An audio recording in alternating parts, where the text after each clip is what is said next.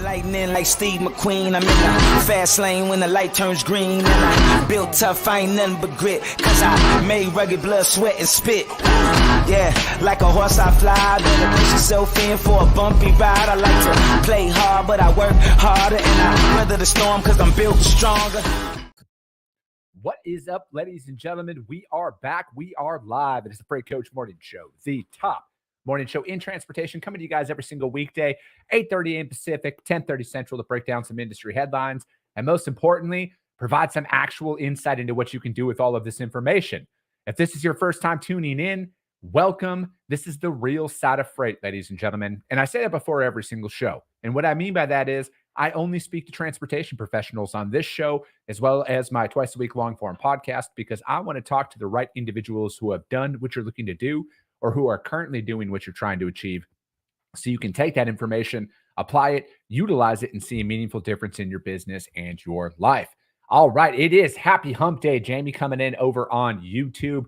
We're going to talk about the market, you guys. What's actually going on out there? Has the market bottomed out? Is the recovery happening? The elusive recovery that turns into a carrier's market that I don't know why some brokers are cheering along so much, because the reality is, you guys, it's going to continue to be tough out there. And we're going to come in with some data, though. We're going to talk some numbers, and we're going to breathe some insight in there, as we always do. John Brad Vansky, what is up? He says, welcome to the real side of freight. Corey Buchan, Happy Hump Day, coming in over on YouTube as well. Tracy St. Clair, good morning to you. She's on YouTube also. All right, you guys, without further ado, my man Kevin is back on with Green Screens. Kevin, what's going on, brother? How are you? Hey, man. It's been a while. Good to see that GS logo up there in the corner. Dude, it does look pretty nice, man. I'm going to be honest. It coincides with everything else and my boyish good looks. So, Yeah, exactly. It fits well up there. Oh, dude. So what's new, man? The last time we saw each other was for about 38 seconds when I was at Manifest, and you were busy talking to a bunch of people, man, because your guys' booth was popping there. Manifest was crazy. Yeah, I feel like we barely caught up at Manifest. I feel like I was barely at Manifest because it was just like one thing to the next, to the next, to the next for however many days. So it was good, though. I mean, there was what, like 4,500 people there or something to that effect. So yeah, dude, yeah. I was literally there for about 4 hours total in Las Vegas, because like my flight from Phoenix got delayed because of the winds. And then, yeah, man, it was quick. It was a quick little day in, day out style thing, man. And yeah, it's just, dude, because it's like for me, growing a business, man, it's kind of tough to get away and go to conferences and get out there and do stuff, man, because it's like I got to dedicate so much time to business development and the freight that I do have, man. I can't let anything walk away from that, right? Yeah, freight never stops, right?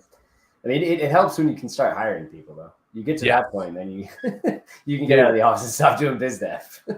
Right? And that, and we're looking at, like, we're going to be doing that at some point this year, right? Like, we're looking at hiring some business development reps and really kind of getting out there so we can focus on continuing to grow, because like I personally think that no matter what, it's always a good freight market, right? Because I can't look at it in any other way, man. I got to win, right? Like, I got a family to feed, and I can't look at it as, oh, well, things are challenging. Now I'm going to keep showing up every single day. And, like, what are you hearing out there, man? Because you guys are plugged in just as good, if not better, than anybody else out there in the market. So like, what's the sentiment you're hearing out there? Yeah, it's interesting. It's funny you say that about the brokers and 3PLs too. If the market's down, there's nothing you can do about the rates. Just get more customers, right? You need sales teams. You need biz dev. Like that's the key to staying alive. You should always be growing. It's kind of the same thing we've talked about for the last year and a half. I mean, we're kind of bouncing on the bottom right now. The rates haven't come back much. There's nowhere to go down. I guess that's a good sign. Yeah. I don't think there's a bottom below this bottom, because I think we're just bouncing off of that right now. You can't really move a truck much cheaper than we're moving trucks right now. So, I mean, that's the majority of what we've seen thus far. I think the key to that is there's still, volumes are not, it's early in the year, right? Q1's always pretty slow after the holidays. Volumes aren't back up a lot, but we're heading into the produce season. But there's just not, it doesn't, the amount of capacity that's left in the market, that supply doesn't fit the demand right now. Yeah. And so until that curve shifts, until we start to see that capacity coming out, or we start to see volume coming up, that we can start filling more trucks, or we have less trucks to fill, then you're not going to see that rate pressure come back up right now. I think that I don't know, because dude, I see, obviously, I try and limit my social media exposure as much as I possibly can. Like, I'm going to be brutally honest, man. I'm out there to post. I'll comment a little bit, but I'm not constantly scrolling, because like, I have found that the more time you can spend on social media, the more confused you're going to get on what is actually happening, because everybody's got an opinion, right? Like, at the end of the day, everybody's got an opinion. Everybody's got this new thing that's going to revolutionize whatever it is. And you got to do the work, right? Like, the best market indicator is by actually speaking to people, hauling the freight and shipping the freight, right? And ironically, as a broker, that's what you should be doing all day anyways, right? Prospecting, customer development, carrier development, and everything else that goes on out there. A lot of the stuff that I see, like, people are shocked that it's slow in February. Q1 is always slow. It's like, just the market. Yeah. We used to refer early on, back in the old days when we sent rate cons by fax machines, which I literally did. Q1 was always referred to as it's time for the all-stars to show up, the Q1 all-stars, because capacity is super loose, rates are super low, everybody's good in Q1 until the market changes, until capacity tightens up, because, and then all of a sudden, that's when all the tender rejections rise. And for a real broker, that's when all the opportunity starts to come out, because you actually know how to operate no matter what. So there's no historical significance to Q1 being down. Like, it is always down, always. And and I think, like, this is the time where you got to remove the chaos of 2021 and 2022 from how you predict how the market's going to go this year, because everything's going to look drastic compared to that time. But for anybody who's been in the market longer than 36 months, you understand that this is always going to be like that, right? Rates are going to be down. Capacity is going to be very, very loose. Tender rejections are going to be at an all-time low during this time, because everybody can adhere to those rates that they've been on. But it's going to change, right? Like, you brought up produce season. That, in my experience, is the real kickoff of the year, right? When produce season starts to bump, that's when rates are affected across the lower portion of the country, right? Outbound Florida, dry van and reefer rates are affected by it, because you can't ship van or reefer anymore, right? All the reefer capacity is gone. It's bought up. So then dry van rates naturally start to increase.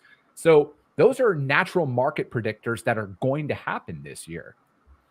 Yeah, it's natural tightening, right? When those things occur. I mean, it's you said something interesting about the 21-22 stuff, though. Also, I mean, that's where I think this is probably when we start to see that turning back around. I mentioned the capacity. I hate to say this. I've been saying this for a year, and every time I say it, I'm like, I don't like to talk about another man's job or woman's, but we need some more people to go out of business, or we need more freight. I mean, that's just the nature of what happened in 21 and 22. It was unprecedented how much we kicked in $5 trillion of just funny money into an economy. And then everybody went out and did everything possible to start a business, or, buy that new TV, or whatever they did with the money. But like, there was a lot of trucking that entered the market during that time. Actually, like, astronomical. I think it was like historical levels of new registrations and trucks on the road and all that, because the market was so hot. People were moving 20 reefer. You talk about reefer, right? Pacific Northwest outbound to other places. People were paying $20,000 a load to go outbound Pacific Northwest for reefer loads. Yeah. So everybody jumped on the bandwagon. And so, yeah, I saw that. That's a funny comment. I was at a conference back in September at FTR. If people don't know about FTR, Transportation Intelligence, you should definitely check it out. Great group, does some really cool stuff. They have some great market intelligence and some great data. We work with them at Green Screens. Yeah. But they had the head of supply chain for Crate and Barrel on stage. Okay. And she said that exact thing. the guy asked her like, how are you feeling about the market? What are you thinking about the market? And she was like, when I go from like a couple calls a week to like 50, 60, 70, 100 calls and emails from brokers, that's when I know the market's bad. That's when I know it's a rough market, because everybody's looking for business. So oh my gosh. Fun. That's so true though. It is.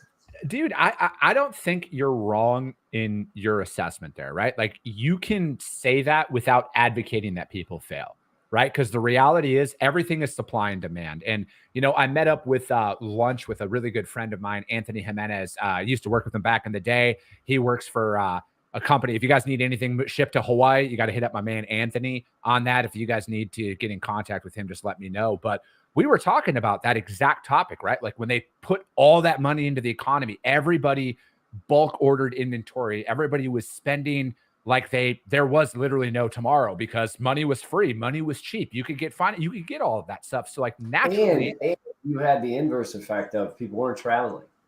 Yes. Right? You couldn't go to restaurants. You couldn't, there was a lot of things you couldn't do as well during a lot of those periods. So that also, the money shifted, right? Where it was being spent also. Yeah. And I think like from that perspective though, when you're looking at that, like naturally, what goes up must come down. Again, you guys, everything that I say, take it with a grain of salt. I went to public school. Okay. So like I might be a little off on, so I don't have any fancy Ivy League education here, but natural cycles, what goes up must come down. And that's kind of where we are. And, it doesn't matter if it's trucking, if it's real estate, if whatever it is, when it's easy, everybody's going to do it. And when it's hard, the real players show up. The real players will keep their market share. And again, like customers are going to lower rates, you guys. They have a budget to operate off of, right? Like they have a business to run as well. And they have bosses who say, we got to remain profitable, because most shippers aren't NPOs, which means nonprofits, right? So most of them are not for profit, that they do need to make money on that. So of course there's going to be give and take on that. And that's why having accurate real-time data is so crucial, because I think a lot of people have a false sense of what it takes to really build up with a customer. I think a lot of people think like you just get onboarded and then you get access to all of their freight. Start moving freight. Yeah, they just start giving you loads. Yeah, a millionaire. Then you I'm going to get an Instagram flex where I'm going to sit in front of a rented private jet and everything. Mm-hmm. And I'm just get your G-Wagon and yeah, exactly. But the reality shout out to Reed Loose a lot. Some of his posts crack me up, dude. The one he posted, I will say that. The one he posted at Manifest of him and some other guy's booth, and it was just them plugged into a wall, was funny. Dude, I was rolling. Amazing. Was so funny. But, the reality is you're going to, the first option you're going to get with that brand new customer is going to be a last second, I need this load picked up right now. That's what it's going to look like. And you're going to get that. You're going to execute upon that. And then you're not going to see anything for 2 to 3 weeks until their network fails again. Then you're going to get your next opportunity, right? So it's like when your at-bats are limited, you have to maximize that. You have to have the most accurate rates, because it doesn't matter what you say. Early on, price is everything, all right? Straight up, you're going to be measured off of the rates that you provide early on. In due time, your rates become secondary. It truly does. But right away. And I think the point you made about tender rejections too is good, because like I think the idea that it's easy to book trucks, it's just my job becomes simple. Yeah, that's not when you make your money, though, as a broker specifically, and really as a carrier, right? Yeah. I mean, you're not going to see higher rates, and you're also not going to be able to prove your worth to get, like you said, to get those opportunities, to get that freight from people, unless there's tender rejections. Everybody can fill a truck. Where's the opportunity to get in the door and do business development or that sort of thing? Now, if you just, all you want to do is just sit there and move loads all day and be a transactor, well, I don't know what you're doing. Go work for a shipper. That's not cutting your teeth on brokerage. That's different. There is just such a false sense out there, I truly think, of what the reality of building a business and especially inside of transportation is what it really takes. Like I very fortunate to have a very great network of real players in the industry who have bootstrapped and built companies up, and they've done it, and they'll all say the exact same stuff. Right. And I think like that it's so imperative to really pay attention to who you're listening to. And again, you don't have to listen to me all the time. Like, I don't know everything. I'm just speaking from my perspective on, actually moving freight in the industry and actually selling in the industry. The reality is it's going to take a very long time. And I've said this before and I've caught some shit for it, but I don't care. And I'm going to say it again. The overall freight market is irrelevant to 95% of us. All right. Because our stock price isn't affected by it. Those are the main people who are affected by the ups and downs and the peaks and the valleys of the markets are when they're publicly traded, right? The majority of us, the 95% of us who are, Kevin Hill with Brush Pass Research point, like he has all this data out there. The overwhelming majority of the freight brokers that are in this market are, I forget the number off the top of my head, are like less than $10 million in revenue. It's a significant. Yeah. Obviously we look at all that stuff with green screens because of our market size and selling our technology. And I'd say 85 to 90% of the brokerage market is under 20 to $30 million in revenue. Yeah. So I would say, and again, 20 to 30 million is a big company. And that's a good size brokerage. Yeah. But it's not big enough to be drastically affected by the market. You're not. Right? But depending on like where you're at, revenue is a hard one. You got to look at revenue and load counts, right? Because when those costs change and the rates change, then it's going to affect your revenue. But last year, case in point for everybody. Yeah. But if you look at that though, and let's say you're a 10 to 30 million revenue in that range as a broker, it's not as many loads as you think. Yeah. 1,000 loads a month. 1,500 loads a month, something like that. Like it's not enough to your point, right? So I'll just use green screens as an example. We now have about $23 billion of freight that's coming in from our brokers and our customers that's feeding our engine, and about 10 million loads a year. Yeah, no, exactly. And that's like a fraction of the market. Dude, there's shippers. That's a fraction of the market. Kevin, there's shippers out there that move 1,500 loads in a day, man. Yeah, that's my point.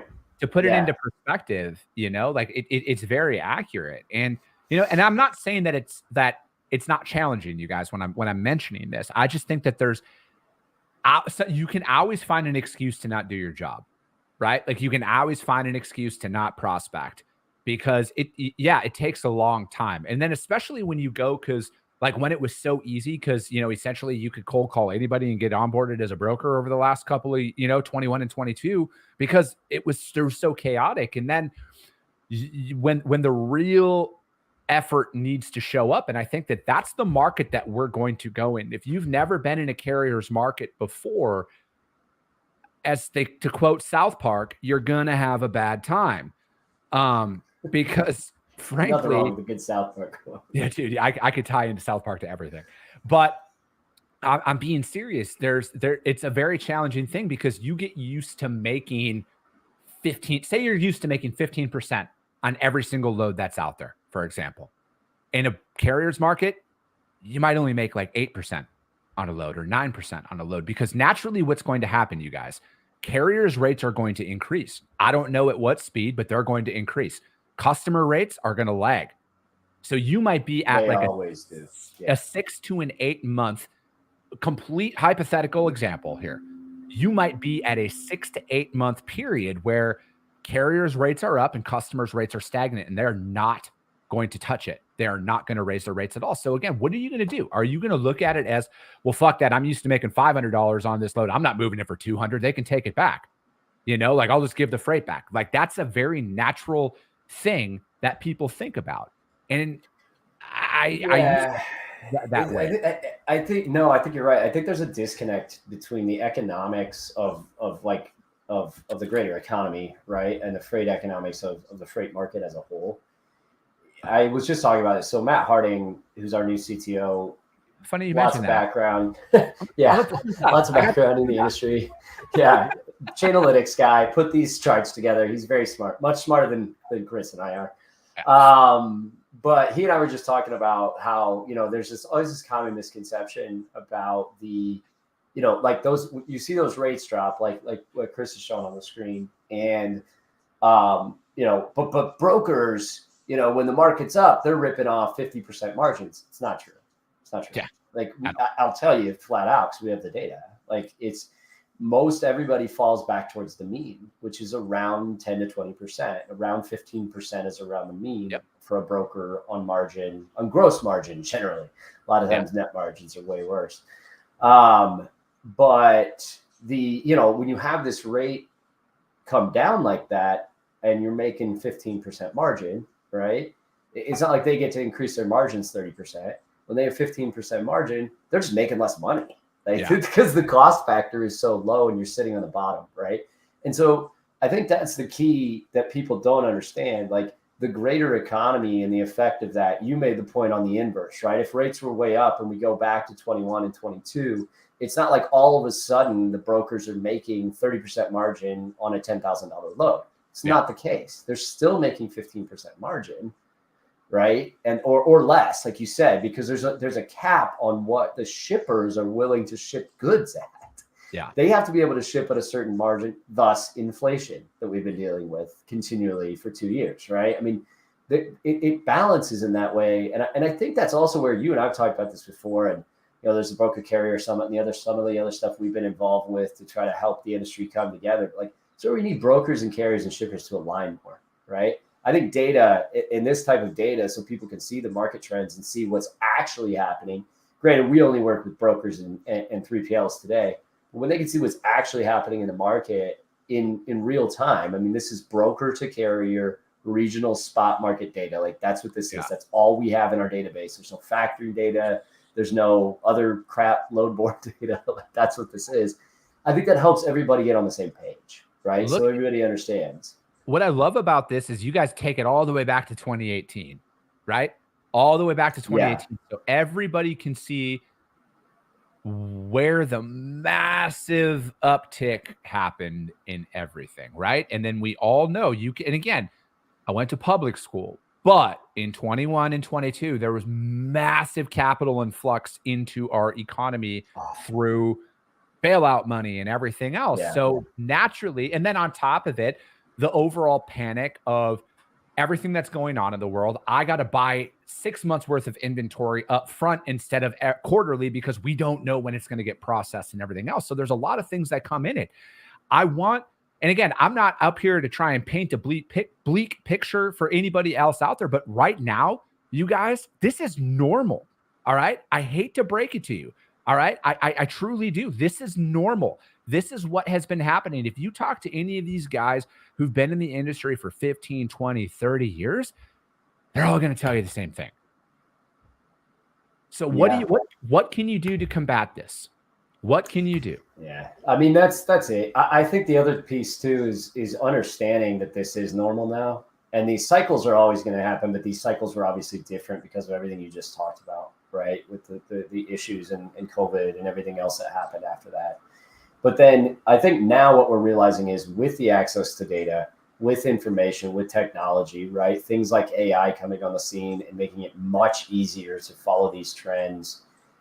Everybody's got to plug in, right? You have to be on the ball with what the real-time market is doing. We're not going back to this thing where it's just like, we just wait for RFP season and that's how we run our business. Yeah. It's not going to work anymore. You're going to need contracts, but you're going to need a balance because the market, the spot market, the shippers are getting smart and they're learning from the data and the information. They're paying attention more. And so they're going to see when those markets change a lot faster now than they did even 3 or 4 or 5 years ago. It's not this thing of the past where we just take the average of the last 30 days or 60 days or 90 days. I don't know who would ever do that, right? But that's a shameless shot. But it's becoming real time. That's my point. You got to get real time. You cannot deal with dirty data or bad data or not understanding where the market's at because your customers are more informed. They're going to be better understanding this. So that's to your question. I mean, that's how you improve, right? That's how you survive all of this. You understand these shortened cycles. You understand how this market's going to change because of the access to information. And we all should be prepared for it because we've been dealing with it in our personal lives continually. With all the technology changes and everything else that's been going on. So I think there's such a fear of change for people because I mean, just like I want it to be easy. Like who doesn't, right? Like who doesn't want it to be easy? But, like there's so much opportunity that is truly going to come this year. If you've been like, and I've been saying this for like 6 months now, you can't just wait to start prospecting because I'm going to toot my own horn. There's other people like me who have been prospecting relentlessly for the last 12 months. Where do you think that first opportunity from that shipper is going to go to? Is it going to come from the individual who's been in their ear or the person who just now decided to pick up the phone because, oh shit, things are changing. My volume dropped because I don't want to move freight for any less than I was. I literally just had a shipper on this show last Friday, you guys, telling you everything, right? Like, again, don't take my word for it. Fortunately, I got a big enough network. Well, I'll have transportation managers come on the show and explain to you guys what you guys need to do, how you need to prepare, how you need to better prospect, because you're never good in sales, right? The second you're looking at your book of business and you're like, damn, I'm doing all right, it's only a matter of time before somebody like me is in your customer's ear, or my friends at River City Logistics are in your customer's ear. That's why we're masochists in the sales world. We're masochists. Yeah. Or my man Nick here. Nick Isabella, he's in their ear right now. I guarantee it. He's actually driving his trucks over to your customers' facilities right now. Yeah, man. It is though. It's like you can never be satisfied in sales because that's when you lose your momentum. Like you need to celebrate wins. That's what I was telling my sales team. Like you need to celebrate wins, but then be ready to go to the next one. Like it's and that's what I mean too with the shortened cycles and the way the market's changing. That's just going to be the case going forward. It's the way the world's changed. So, dude, it's so true, man. But at the end of the day, the best way to combat this is increase your outputs, right? We never work as hard as we think. I think if you actually took stock of what you do in a day, everybody can find another 30 minutes to make a couple more calls or send a couple more emails, because it's like, you don't need to make 100 dials in a day anymore. All right. You can be more efficient through email and everything else, because there's a lot of people who won't answer the phone anymore. And I get it. Find the method that works best from you, but increase your outputs, right? Increase them, because if not, somebody else is going to. There are people out there who are very hungry for your book of business right now, and they will find a way. They will not stop at all costs. They will get in there and make it happen if you're not taking this seriously. Because I thought too, man, there was a point in my time, man, where I thought like, oh, this freight's always going to be here. We're good. You take it for granted. Everybody is guilty of that. They take business for granted, and then it gets fucking taken away from them in a heartbeat.